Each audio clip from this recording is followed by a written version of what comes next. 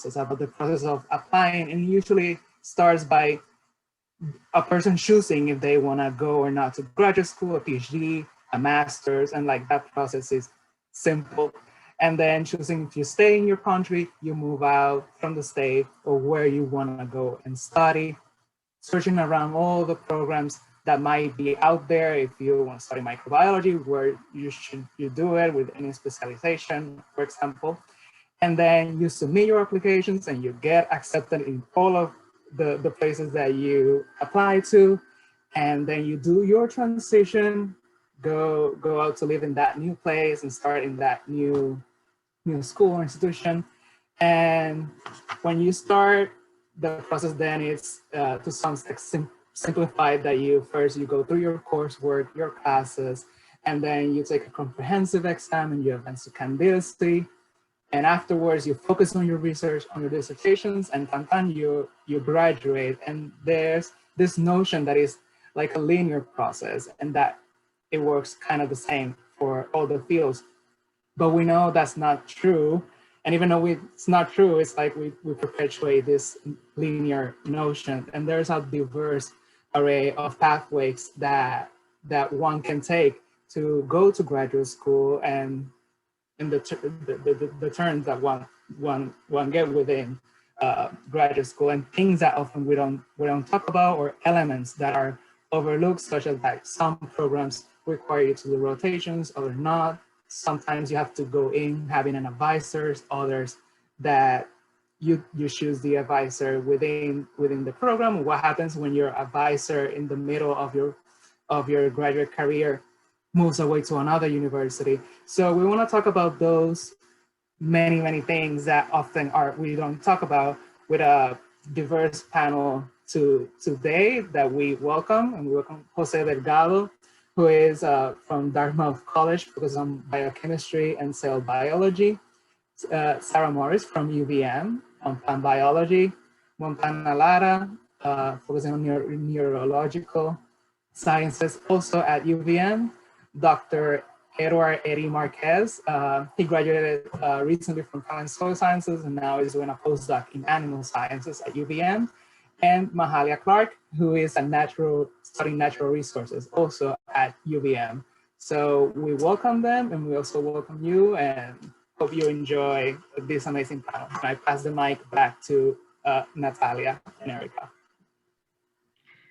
Thank you, Luis. So before we start the Q&A with the panel, I want to provide a quick little poll around, just to get an idea of who's applying to graduate school. So let's go ahead and launch the poll. And while you're responding to the poll, I'm going to describe the structure of today's panel. So we have 4 main rounds of topics that we'll cover all around graduate school. And we'll focus on 2 big, broader questions that we gathered from a lot of the responses we got on the Google form. So we umbrellaed them into these larger questions for our panelists. After the 2 questions are done, we'll open it up for Q&A for everyone else to ask questions. And let's go ahead and get started with the very first round, which is the question of, is graduate school right for you? And so the first question that I have for our panelists is, and maybe we can go and take turns, is, can you tell us a little bit about what influenced your decision to pursue graduate school? Anyone can start.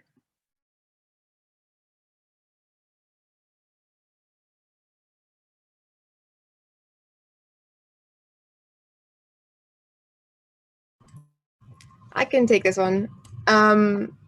So I didn't have a direct route to graduate school. I did my undergraduate degree at the University of Florida. I'm from Florida originally.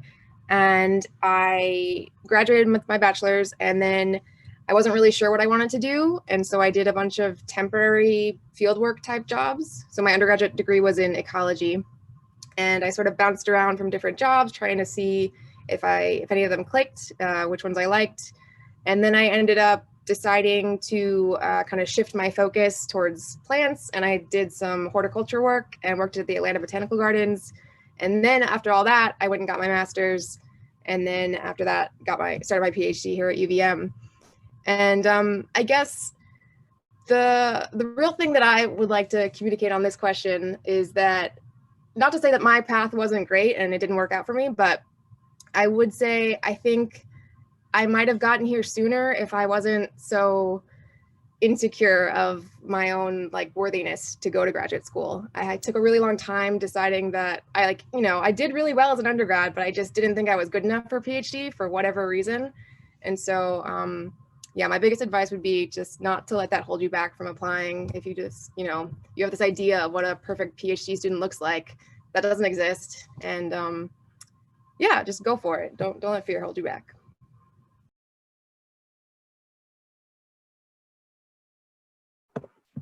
To add some more information, at least for me, I wasn't really sure what I wanted to do as an undergraduate, but I volunteered at different laboratories, figured out what type of science I liked. Like I volunteered like in a Drosophila genetics lab.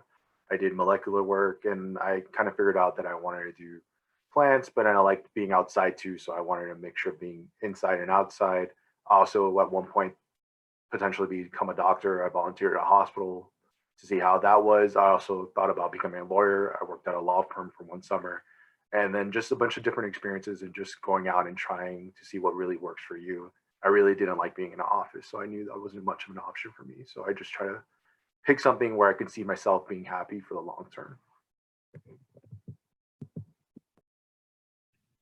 For me, I would say I got interested in grad school very early. I think during my second year of undergraduate, and that was mostly because I was introduced to the field of research in graduate school very early on, and that's very important.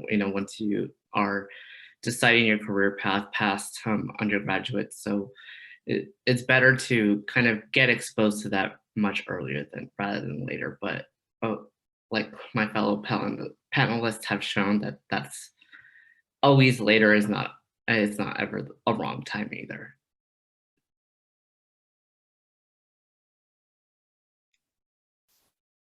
Yeah, I think I also figured out pretty early in undergrad that I was maybe interested in grad school, but I would also highlight what Eddie said about just trying a lot of different experiences and career paths. So for me, I was a chemistry undergrad major.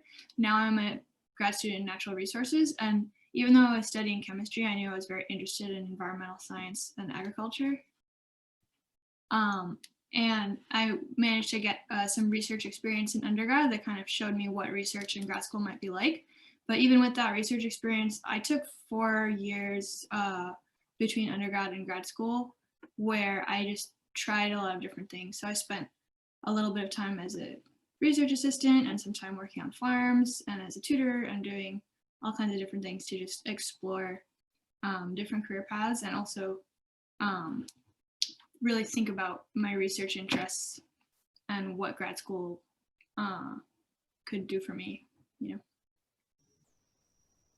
I'll just quickly chime in since I have a little bit to say too. Thank you everyone for being here. I'm Montana. I had a lot of mentorship to sort of point me into this direction, and that was a really big thing for me. I had a lot of mentors who were PhDs and had very diverse experiences, and then I had a lot of experience in research as well, and I'm just in love with science, and really ultimately someone gave me a really great piece of advice, and it was like, it's great if you can do something when it works well and you love it and you're interested in it, but what can you do every day and fail at it and still love it? And this was sort of like, well, yeah, I could do this the rest of my life. So yeah, I think there was a lot of input from helpful people and then just an internal drive as well.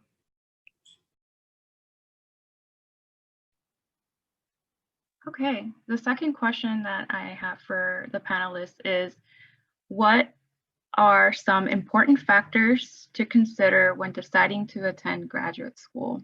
And this could be, for example, a location to start.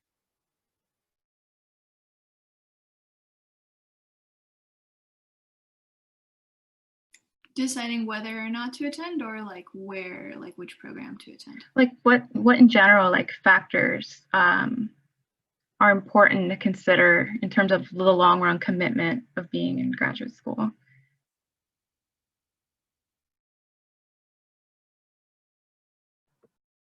So for me, one of the options was looking at funding to see who can support me. So typically as a graduate student in STEM, you get supported, like your tuition's paid for and you get other benefits such as a stipend, health insurance. It varies by program and it varies by university. And you need to take all that into account to see how much you're really going to be putting into your own money of this. So at UVM, we get a the stipend varies by department.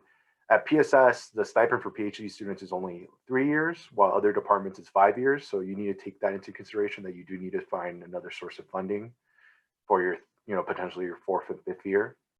So really asking about how long can I be supported, because doing a PhD, it's rare that you finish in 4 years. It's really 5 years the norm. So really taking that into account is a big deal. Also, when I applied, I wasn't originally at UVM. I was at Florida International University. My advisor was very upfront with me, saying like, if you do join my lab, I'm most likely to be moving universities. Some advisors aren't that upfront, so you should ask if they're going to be there the entirety of your PhD, because while I was lucky I could transfer to UVM with him when he was hired by UVM, my other option was to switch laboratories and stay at my previous university, but that wasn't really much of an option because they didn't study anything I was really interested in.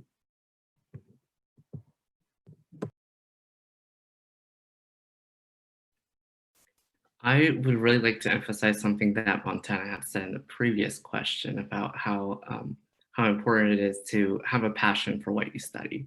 And that's very important when you're deciding for pursuing graduate school, because there are going to be days where, I'm pretty sure we're all scientists in the group, but, science isn't just going to be easy. And pursuing a PhD, there are going to be times where you hit a wall in your research, or whether you're in that paper that you're writing or that grant that you're writing. So you have to like overcome that and realize that this is actually a passion that you want to pursue and keep going.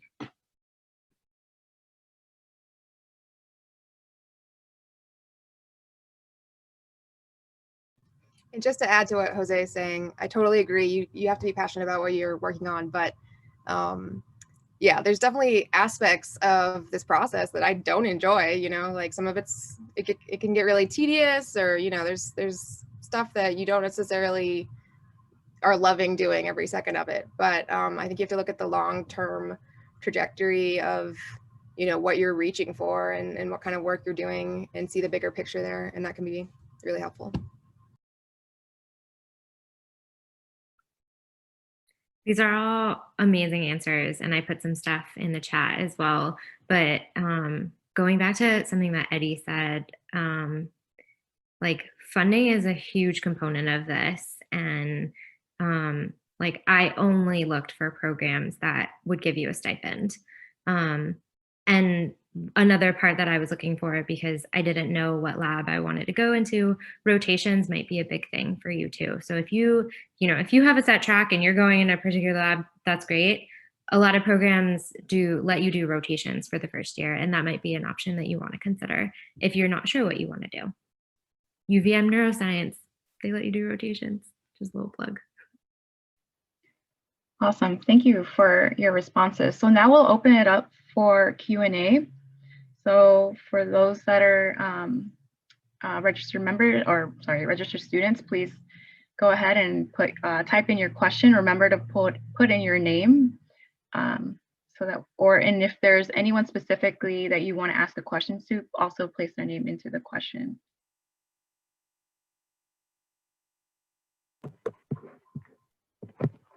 Also, to add something that I previously forgot to mention is like your advisor, like really understanding if you're going to be a good fit with your advisor personality wise. I've seen instances where advisors don't really match with like their trainee or like their student, and then you if you're doing a PhD, you have to deal with this person for 5 years and you work with them very closely. So if you're not a good fit personality wise, it can make your PhD a lot harder. And I've seen people not finish their PhDs because of the clashing with their advisor. So really making sure that you can work with this person for 5 years and, you know, have a relatively good relationship, because they're going to be your ultimate reference once you do finish your PhD.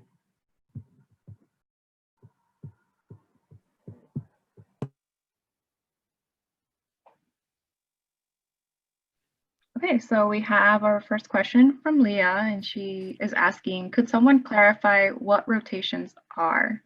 I can follow up on that because, hi Leah, thank you for your question. So in Jen, I general, think you're muted. oh no. She's not? No? Am I good? Okay, I'm just gonna keep going. So in general, they're basically like a tryout for both you to understand what's happening in the lab and for the lab to get to know you a little bit better. So there can be a lot of different components that you want to basically grade your rotation on. And a lot of programs will let you do several, so like 2, 3, maybe even 4 rotations during your first year. And you sort of get a feel for what their projects are. You might be put on a small project yourself. You understand sort of the mentorship style of the PI. You'll get to know the other people in the lab, all of these things that are really important to consider for determining if you want to spend the next half a decade of your life there or longer.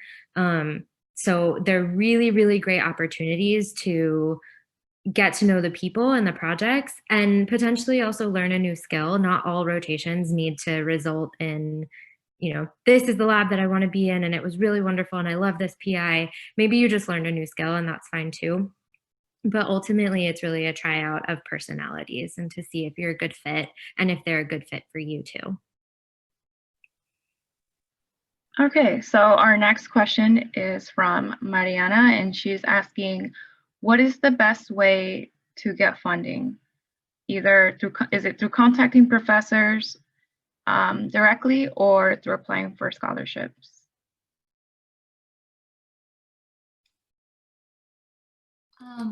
I would say that reaching out to professors is a great way to figure it out, because they can tell you what the funding situation is at that university, at that program, and in their lab. So they can tell you more about that specific program, how most grad students get funded, and they can also help direct you to specific scholarships at that university.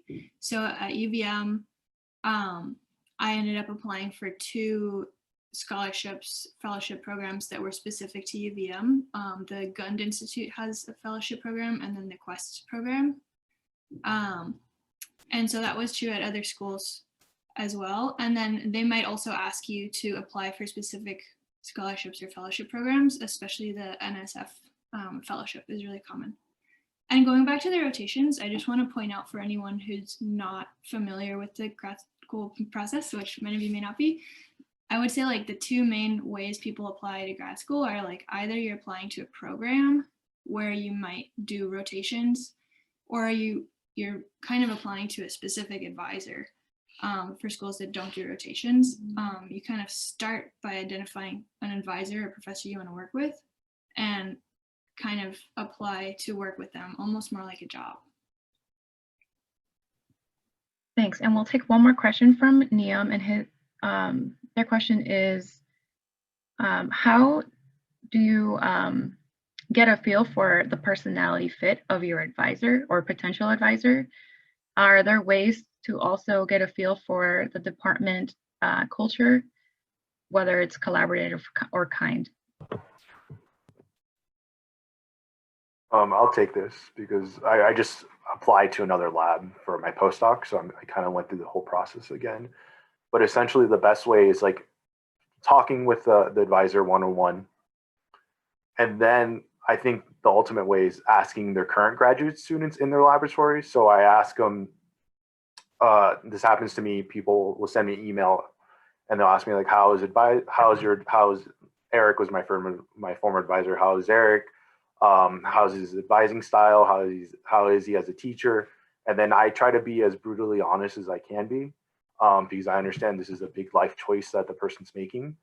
Also, you can set up, some people don't like to type it out because, you know, they don't want to be retaliated against.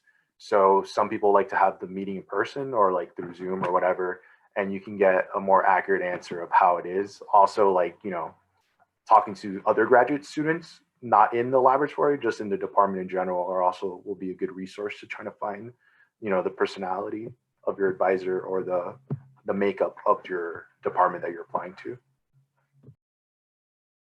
Just to add to what Eddie was saying, it's totally normal, and the professors will expect it, that you can say, like, can you send me a list of some students to contact, so I can, like, you know, get a feel for your lab and stuff. That's totally a normal thing to ask for. So yeah, when I was applying for grad school, I was a little bit too intimidated to email other grad students in professors' labs, but I really wish I had, because it's a great way. You can kind of get a sense of how it is to work with someone by talking to them, but everyone's going to be putting their best foot forward. So it's good to talk to the grad students. You can just cold email grad students if their email's on the website, or ask the professor for their emails, and they're probably going to be willing to talk on the phone with you. Like, I've talked to some prospective students on the phone.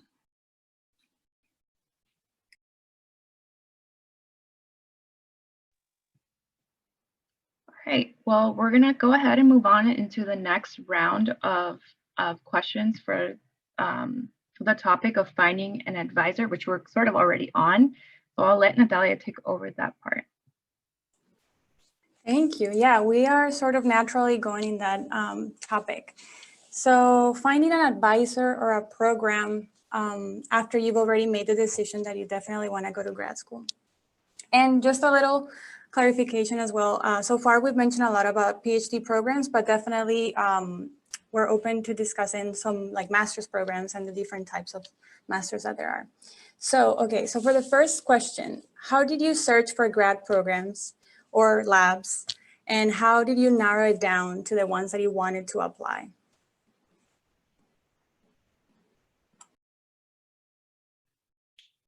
So for me, we were looking into graduate programs as opposed to my other fellow panelists who were looking specifically at labs.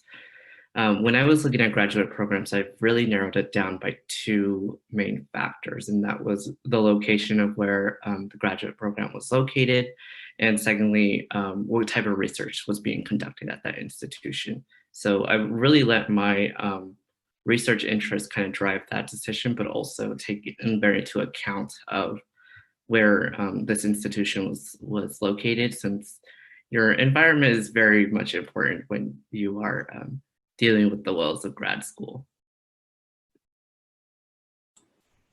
Definitely, that's a great point. I can also chime in on this one. So a really helpful thing for me in this process was going to scientific meetings. So you can find a meeting in like a general area that you're interested in, say it's plants or, you know, whatever it may be, and then just go to as many talks and as many poster sessions as you can, and just interact with as many people as you can to kind of get a feel for who they are and what kind of research they do, to get an idea of what you're interested in. Definitely. And now actually, since most of them are virtually, one of the silver linings of this virtual world is that you can participate in some of those conferences to get an idea of who's out there, what research, and maybe even easier to access them before, you know, just like chatting. Anyone else would like to chime in this question? I would add that I just did a lot of Googling, like just to find labs first. I spent, like I said, I spent like 4 years between undergrad and grad school, and it does not need to take that long, but I kind of every year I'd be like, I should apply to grad school, and I would spend like hours in the evenings just Googling different programs and professors and really looking at the research they were doing to see what sparked some interest in me. And then I would forget about it and do it again. So I think doing a lot of Googling and like looking at professors' lab websites and publications to just like get a feel for whether you're interested in their work. And then in terms of deciding on a program, it really came down to like research interests and location, I would say, and funding. Some programs gave me enough to live on and some didn't. So yeah, those are all great factors. And that really relates to the second question. How did you meet your current advisor? And do you have any advice to contact potential advisors? That cold email can be really intimidating. So any tips on that? My tip is just that if that's really the barrier between you applying and not applying, then just look for programs with rotations. Like, you don't necessarily need to have everything figured out. But once you get there, it's much easier to feel out sort of who you might fit with, both in interest and in personality. A lot of times with rotations, what programs will do will have during orientation give chalk talks. So all the PIs that are available to take rotation students, they'll come and give maybe a 10-15-minute presentation on what their lab does. Because just as much as you're shopping around for where to go, labs all the time are also shopping around for students to do work. So. And on that note, I'll just share my personal experience of how I met my advisor. So like I said, I went to a botanical conference and I just happened to kind of bump into someone and we got to talking. And then after the conference, and this is my tip, I had a ResearchGate profile, which is like Facebook for scientists. And that guy that I was talking to found my ResearchGate profile and remembered me from the conference and sent me a message. And now he's my advisor. So getting your like face out in the internet world is definitely important and can open doors that you didn't even really think about before. That's true. And that actually reminds me of Twitter. There's a lot of recruiting and in Twitter, yeah. So there's like certain hashtags, maybe we can put them on the chat as we think of them, that are interesting to follow if you're thinking about it, where labs or programs would advertise when they're looking for students. Okay, so maybe, oh, sorry, go ahead, Mahalia. I was also gonna add, did anyone already mention Ecolog? If there's some different listservs. If you're interested in environment and ecology jobs, Ecolog is a good listserv to sign up for. They post a lot of job opportunities, including like being a research assistant, being a master's and PhD positions. And then yeah, as to how I found my advisor, all that Googling, I cold emailed the people who I felt like were the best match. And just asked if they would be willing to talk with me about their research, and was able to set up some phone calls that way. Also, attaching your CV in the emails can help, you know, highlight your skill set too, and makes you more appealing to the potential advisor. That is, yeah, that's a great tip. Attaching your CV. And maybe some of like your interests, you know, like why you think that you have some shared interest in that lab. That could be really great. Can I just add one more thing? Sorry. Of course. I just wanted to add on to what Sarah said, because sort of what Sarah said was like, it felt in the story like a little serendipitous, right? Like, oh, that'll never happen to me. That literally is how it happens for so many people. Like, you just got to be open and keep yourself open to the opportunities, because you honestly don't know what's going to end up happening. And even if you have sort of a plan, and that's great, it like who your advisor is, what lab you might end up working in, can just be affected by so many factors. So you just have to be open to them. For example, I'm in a neurological sciences program. My PI is a mathematician. Like, you just don't know what's going to happen. Great. So maybe at this point, we can go to the chat for some questions from our participants. While new questions on this topic come out, I want to rescue a question I saw earlier. Oh, it escaped. Okay, so Emma asks, and this is related to like, you know, choosing a program. Like, how do you think about what your work research entails, and how do you get ideas for research? So this is like interesting when you're thinking about like research that interests you. Like, how do you think about those ideas, or how do you like recognize when research is interesting to you?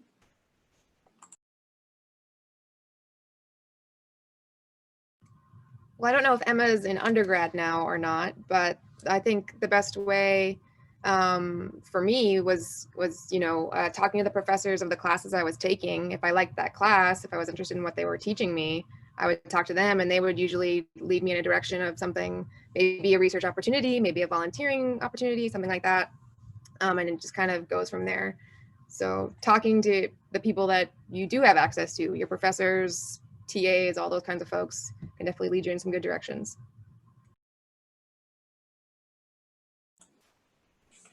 Great. Okay, I see another question here. So Niam asks, how normal or accepted is it to do some of your research in Vermont and some in another state if your research is specifically related to the physical ground, soil in this case, in a different region? Oh, I just saw, I know this is off topic, so feel free to address it at the end. Well.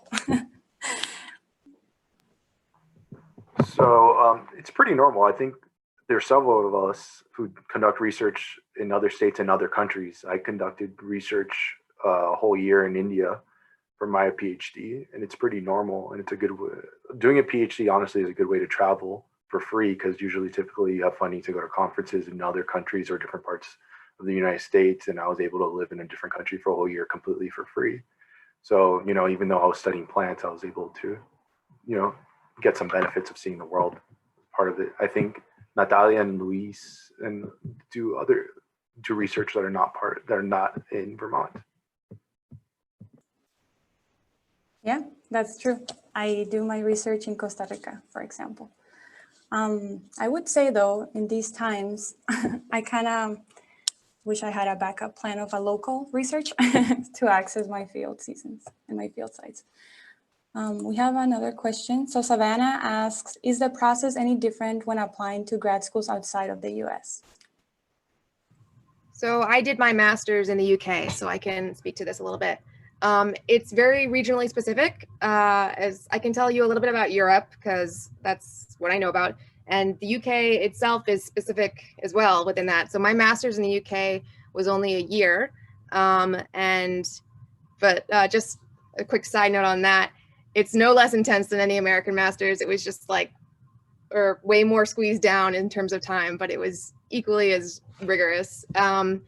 So the main difference I would say between American and European master's and graduate programs is that there's less time devoted to exploration. So like taking courses or teaching or kind of anything outside of research. In Europe, they sort of want you to just hit the ground running with your research and know what you want to do, which is great for some people that do know exactly what they want to do. But for me, I realized with my PhD that I wanted to come back to the States and have a little bit more time to explore different ideas and not so much pressure to just, hit the ground running. So, and as far as the application process, it's pretty similar. They're going to ask, they don't have the GRE over there. So that's a big plus, actually. You don't have to worry about that. But it's the same deal of kind of contacting the people you might want to work with, and well, not so much with the masters, because those are more, they're less focused usually. So yeah, just get in touch with people over there early and work through that process. It's going to be unique based on the school and the country and all that. But yeah, maybe before we go another question, I can also share. So I did a master's in Brazil, and the process was very different than here. Well, similar in the way that contacting that advisor really made the difference. So finding a way to just either get an introduction from someone or contact them yourself. And then instead of the GRE, it was like a subject-specific exam. So I was in the Department of Ecology, so the exam was, on ecology. But university public education in Brazil is free, so that was a great plus and a great experience. I also recommend if anyone is interested in masters outside or in Brazil.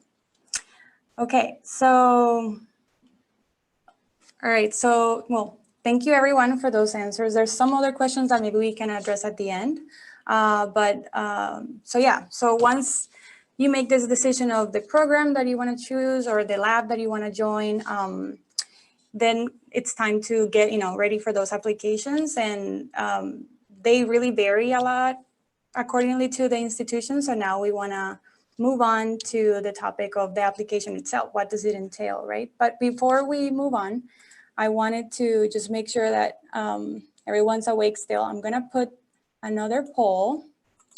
So while we get the next topic set up, if you can go ahead, answer our poll. And then take it away, Erica. Thanks, Natalia. So like Natalia said, we're gonna move into round number 3 of topics. So this is, how does the application process look like? So the first question that I have for the panelists are, as Luis mentioned earlier, applications may have many components depending on the department or the institution that you're applying to, such as statements, letters of rec, and GRE requirements. How far in advance should one contact a potential advisor?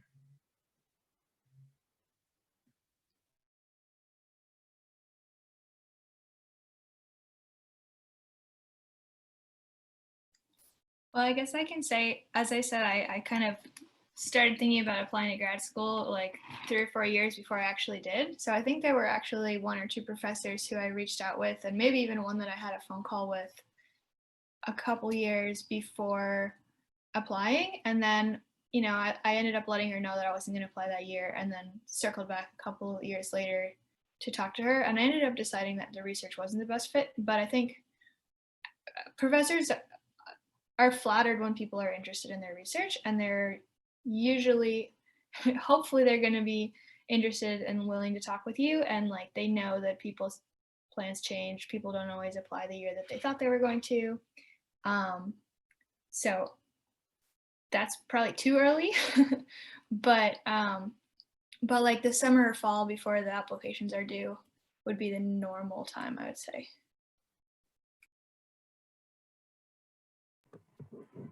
Also, contacting them earlier gives them time, because some professors will actually fly you out to the university so you can get a feel of the university beforehand. I know that happened to me when I was in my PhD. So you can, the earlier you apply, the earlier you can potentially go visit before you even determine of applying, you know, so you can determine if it's a good fit or not.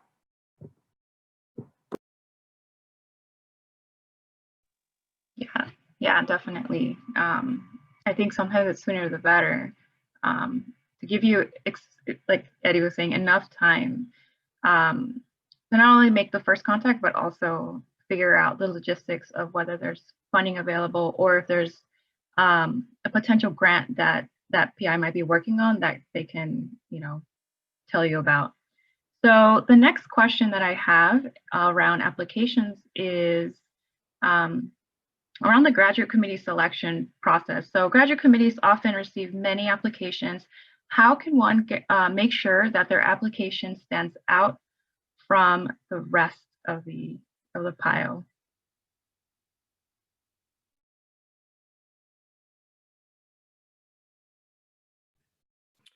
I would say the statement where you describe your research experience and kind of, you know, go into detail of your past research experience, but also emphasize the skills that you have gained from that is very important in terms of how the committee is going for selection. And just to give you an example, recently, computational skills have become more valuable, and it's a very needed and very high demand skill. So especially coding in general, if you have any coding experience, that's just going to put you way more, it's going to emphasize your application from the pile. So that's something I would definitely recommend in terms of, you know, molecular and cell biology, but also the other branches of science.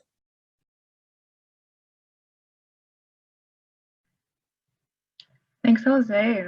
That's great advice, and I totally agree with you that those are also some skills that help make applications stand out, specifically in that statement of purpose, which serves as sort of your way to tell your story about how you got passionate about a specific research topic. So we're going to open up the Q&A now for everyone to write some questions. And I think I saw one just now about how do you decide whether you want to go into a master's versus a PhD? Can one or two of you maybe speak to that decision making?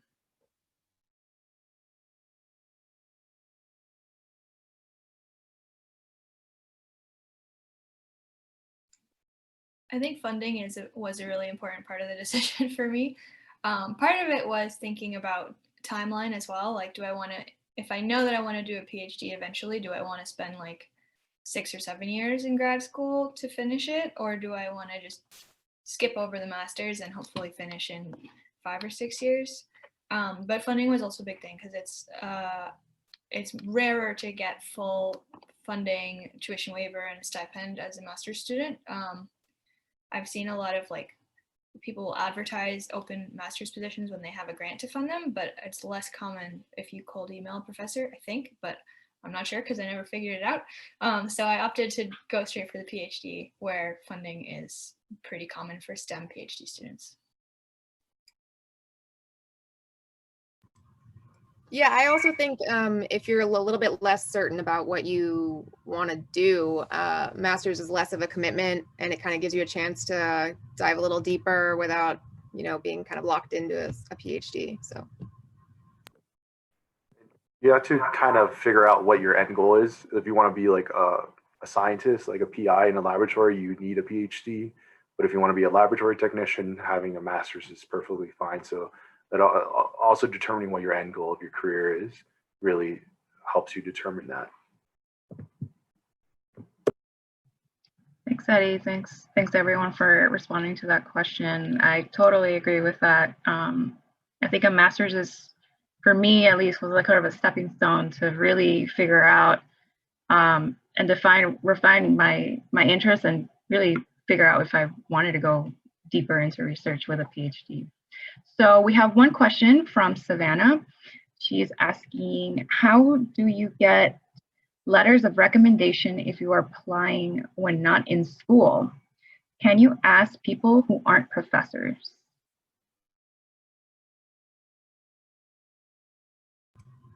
sorry, I don't want to take up all the space if anyone else has thoughts on this, but yeah, so I had worked for a while before I applied for my PhD, and I had one of my bosses write me a letter, and that's perfectly acceptable because the people that you're working with right before you apply are going to know you best at that point in your life. So yeah, it's totally, I had like half and half between academic and non-academic letter writers, and that's perfectly fine.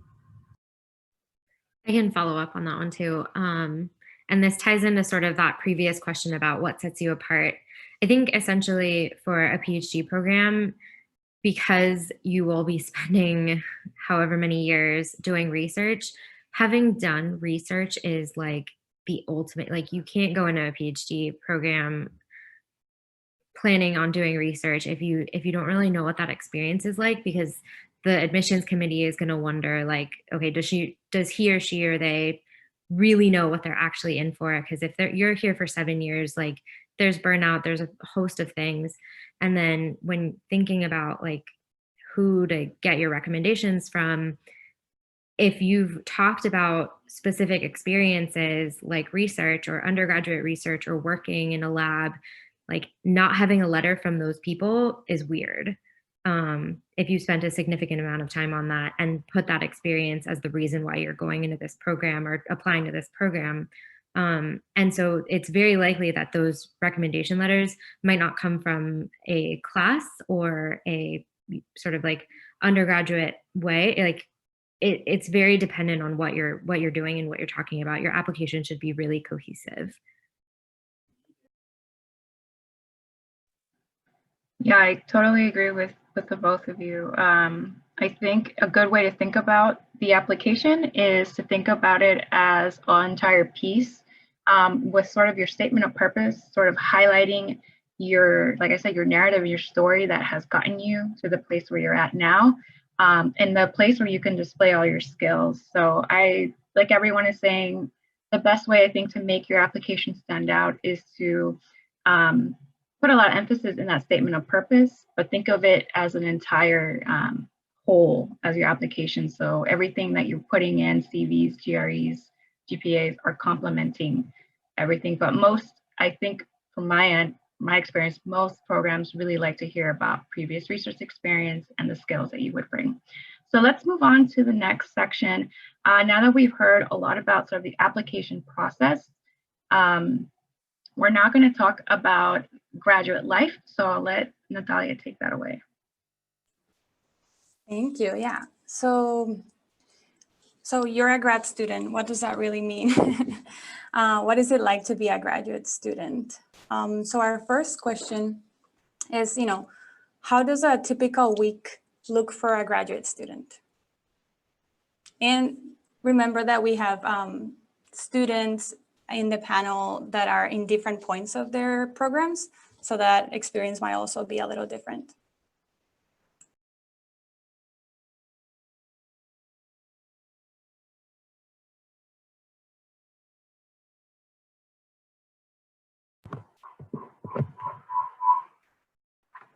So when I was a graduate student, at least for my master's, I was TAing. I saw the TA question, so I think I'll incorporate this into it. TAing took a good amount of time. I was actually surprised how much TAing took apart, like just preparing for the class. It was typically a laboratory, so preparing for that, preparing the lecture, it took, and grading, that took a lot of time out of my week. It is a bit daunting, but one of the benefits of TAing that I found really helpful during my master's was that it gets over your fear of public speaking really quickly. That was like a big fear I think all of us have when we enter, is that we have to get up in front of everyone and like a bunch of people with PhDs and present science to them, and it could be a little nerve-wracking, but that helps a lot with TAing. So that was one of the benefits of TAing. So I did view the benefit of it, but a lot of it is your research. In the beginning, your first 2 years, you're focused primarily on classes, getting your required credits out of the way. And then towards the end, you're more focused on your research and writing your dissertation, typically your final year. At least that's how it was for me.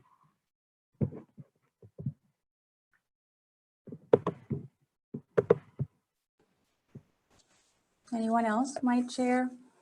Yeah, I can share. So I'm a second year PhD student, and I have mostly been taking classes so far, actually. I think I personally probably have taken more classes than most of the other students in my program, but I think someone else asked about the breakdown between class credits and research credits. I think at least in the Rubenstein Natural Resources program, you have to take 30 class credits as a PhD student. And people who have masters are able to transfer a lot of those in. I didn't have a master's, so I'm taking a lot of classes, and the rest are research credits. But I think that probably varies a bit from program to program. So my week, in some ways, looks a bit like an undergrad taking higher level courses that are like fairly challenging and time consuming a lot of the time, but with thrown in applying to a lot of fellowships and grants, and reading a lot of papers to get ideas for research. But I know a lot of other people who work in labs that have like a wet lab or do field work are also doing a lot of that, and or TAing. So my lab is more computer based, so I don't have as much of that. Thank you. Yeah, I think that's a great point.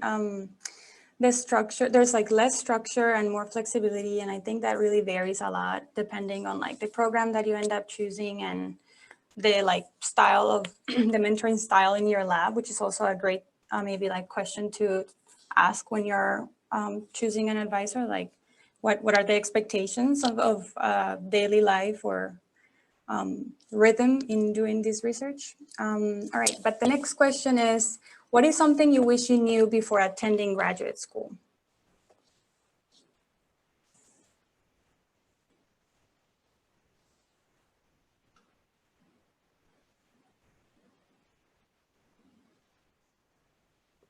I guess like what has surprised you now that you're a grad student, and what is something that maybe you really wish someone had told you or that would be good to know before? It's really like a marathon, graduate school. That's something that really surprised me. You're doing another bachelor's essentially, right? 5 years. So it really is a long time. My family always makes fun of me for how long I've been in school for. They're shocked when I graduated. So really understanding the time commitment in your life is something that I really didn't realize until I was at the end of it. Also, like the courses of, at least for me, they've been very different. It's more, you know, your professors aren't, as a graduate student, they're not going to test you for the most part. It's up to you if you want to learn or not, and they expect you want to learn because you're in graduate school, and it makes you a better scientist. That's also something that's been a little bit different that I didn't know. I'll sort of take a different approach to this question and thinking about, because I was thinking about, you know, what did I not know before my master's that I made a big point to emphasize as I was applying for my PhD. And this has been talked about a little bit before, but it's really crucial that you have a good relationship with your advisor. So I did a lot of grunt work figuring out if we were going to get along, if his past students had any issues with him or other people that he's worked with, because it's a long haul. Like Eddie said, it's a marathon. And if you don't have a good working relationship, it's going to be miserable. So I think above all other things, making sure like you like your advisor and they like you and you get along and it's going to be a smooth relationship is super important. Yeah, that's a great point for sure. And I really like this, to connect it back to something Montana said before. This is really about you also making sure that you're a good fit. So it's also you choosing them, right? Just so keeping in mind that you want someone who's, you know, kind and good to work with for sure. Okay, so I am conscious of the time. It's 5:56, but there's quite a few questions on the chat that we haven't responded. So maybe we're gonna go a little later if that's okay. And so for that, let's see, Natalia, would it be okay if I answered the last question? Of course. Because I think it's really important. While I actually have an amazing experience being in grad school and I love it very dearly and have like had a really good time, it's also been one of the most difficult times. And so even if it's a good experience, like I did not realize that it would be so hard sometimes, especially if you decide to go to a place where you're not adequately represented. So it can feel extremely lonely. There's going to be a lot of times because programs and science in general is very individualized and it can be isolating. And so, you know, it's not like going to med school where you have an entire cohort and maybe there's 100 people there and you're all going through the exact same thing all the time. You're in your own coursework and you're in your own lab and no one has the very unique experience that you're going through. Though everyone feels the same way, we're all sort of going through different motions of it. So it can be like very isolating. And so you really have to find the things that keep you balanced and keep you sane and make you feel at home. That is such a good point, Montana. Thanks for bringing it up.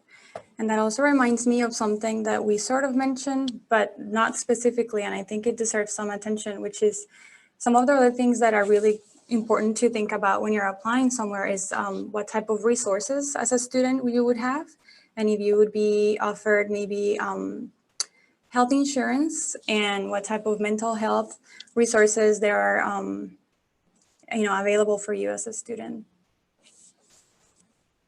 Would anyone else, does anyone have like another tip? That, can you hear me?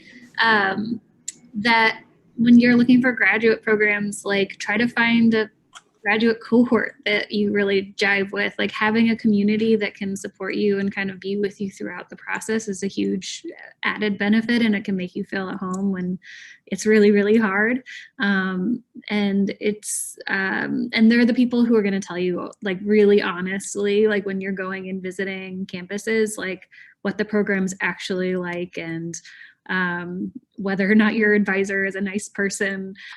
So if you do go on to like visits, I would ask really tough questions to the graduate students. You'll usually get a time where you can spend some alone time with them. Great point. And if you don't get that time, maybe make that time. So email other students, not only in your lab, but maybe in the program. That's something, when I came to UVM, when I visited, thanks, Arda. When I visited, I had lunch with some of the students and I asked them just like, are you happy? Like, are you receiving the support that you need? So, okay, so I just got the 1-minute warning. Okay, so a couple more questions. I'm gonna grab some from the chat. Help me out, because I'm a little lost in the chat. Okay. Work-life balance, really important. Erica, do you see something in the chat that I might have missed? There was a question about Yeah. starting, sorry. There was a question about starting a little bit older, your grad school. I don't know if we answered that. We didn't, that's a great point, yeah. If someone, do you see the question so we can get it? I guess I remember it was some advice for an older, if you're older to start grad school. Let me see if I find it.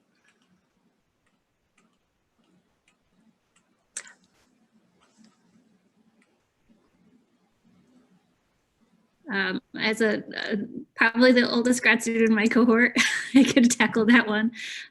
It's really hard. I mean, I think there's two sides to it. Like on the one hand, like I have a lot of maybe life obligations that younger graduate students don't. And so it's difficult to sort of balance all those things. And it's also difficult if you're sort of older and you have an expectation of making a certain amount of money. So that's sort of, you have to like lower your living standards.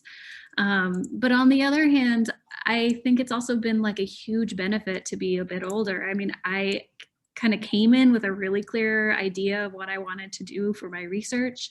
I had already sort of built like a network of people in my professional career that I could rely on.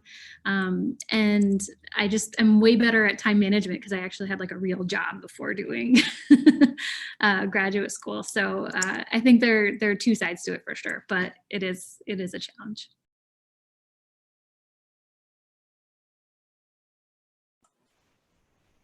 Yeah, I would agree. I'm in average also way older than most of my cohort. And I would agree that some of the skills I learned during my master's and just from life experience have been really, really useful for like listening to myself, like not only for my research interests, but knowing myself on like when something doesn't feel right, when to get some help or how to look for those resources, maybe the independence and taking more initiatives.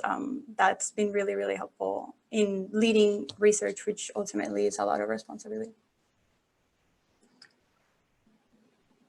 All right. If there's another question in the chat that I might have missed, we can go over it.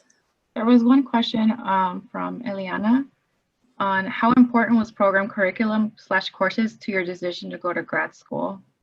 And what is the breakdown of credits between curriculum and research?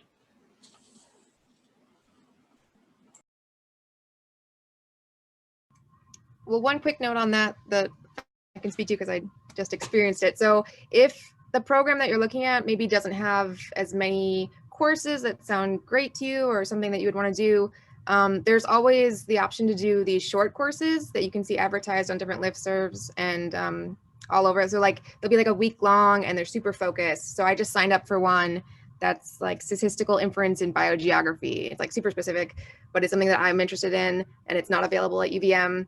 And my department is covering the cost of it, which is super cool. So that's always a really great option if you're not like super jazzed about what the program offers. I will totally second that because honestly, at this point, like it doesn't even matter what the curriculum is to me because especially now after the pandemic, everything's online and a lot of things are free. And if they're not free, you can probably get funded for them. And so while I'm in a neurological sciences and like studying neuroscience, I am also doing like complex systems and programming and coding and math and like all these other things that aren't specifically baked into my curriculum. And I've had to find them elsewhere, either through UVM, but also just like networking with my PI. So if it's not part of the curriculum, I wouldn't worry about it. Yeah, I would add, like I've been taking 3 semesters of courses now, and I think I've only taken 2 courses in my department. The rest have been all over UVM. Also, universities that are in close proximity, sometimes you take courses at them. I know when I was at Florida International, I could take courses at and vice versa. Their graduate students can also take courses at Florida International. But these are universities within the same city where you can actually travel to with each other. And like Oline said in the chat, I was going to mention this as well. If you do have a master's, you can transfer some of those credits to your PhD, so that really shortens the length of or how many credits you have to take during your PhD. Yes, thank you for putting that out there. That's true. And the percentage of classes that you can take outside the program or that you can transfer in vary a little depending on the program, but for the most part, that is a general rule. Okay, so we're 6:05, so I wanna start wrapping up, but thank you for, panelists, for all of your answers, for Natalia? being here. Yes? Sorry, I just want to add one comment. Since we are a SACNAS organization, I thought it was important to comment that if you consider yourself as an underrepresented group, that's also something that you can talk about when you reach out to these programs.